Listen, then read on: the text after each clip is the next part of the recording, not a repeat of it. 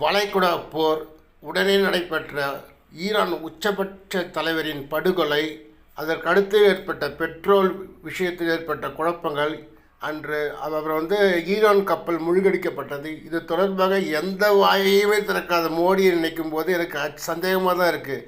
ஏதாவது ஃபைல் அவரை ப்ரெஷர் கொடுத்துருக்கான்னு சொல்லிட்டு சந்தேகமாக இருக்குது.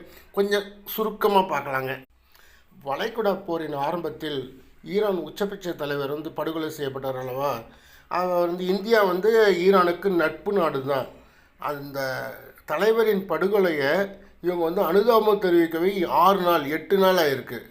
அதுவும் அந்த ஈரானோட தூதரகத்தில் போய் ஒரு அனுதாபமாக என்னது அனுதாபம் தான் தெரிவிச்சுட்டு வந்திருக்காங்க.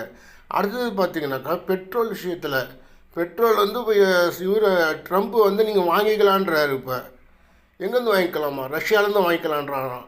அதுக்கு ஒரு மௌனம் காக்கிறாரு. வாங்கக்கூடாதுன்றப்பையும் மௌனம் காத்தார், வாங்கிக்கோன்றப்பையும் மௌனம் காத்தார். இந்தியாவுக்குன்னு எந்த இறையாண்மையும் கிடையாதா மிஸ்டர் மோடி சார்?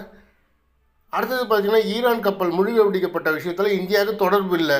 அது தெளிவாக தெரியும். அது அமெரிக்காவோட பச்சை சதி திட்டம். அதை கண்டிக்கணும் வேணாம். இது எங்களோட வேலை கிடையாது, நாங்கள் செய்யலை, இந்த வேலைக்கு எங்களுக்கு சம்மந்தம் இல்லை அப்படின்னு ஒரு விளக்கம் கொடுக்க கூட இந்த வெளியுறவுத்துறையால் இந்திய வெளியுறவுத்துறைக்கு வக்கு இல்லை, துப்பு இல்லை, எதுவுமே கிடையாது. ஏன் என்ன அழுத்தம்? இப்போ மோடிக்கு என்ன அழுத்தம்? ஏதாவது எப்ஸ்டீன் ஃபைல் ஏதாவது அழுத்தம் கொடுக்குதோ அதெல்லாம் நம்ம பார்த்துக்கலாம். நாங்கள் இந்தியாவில் இப்போ மோடி பின்னாடி இருக்கோம். முதல்ல ஒரு வாயை திறந்து பேச சொல்லுங்கள்.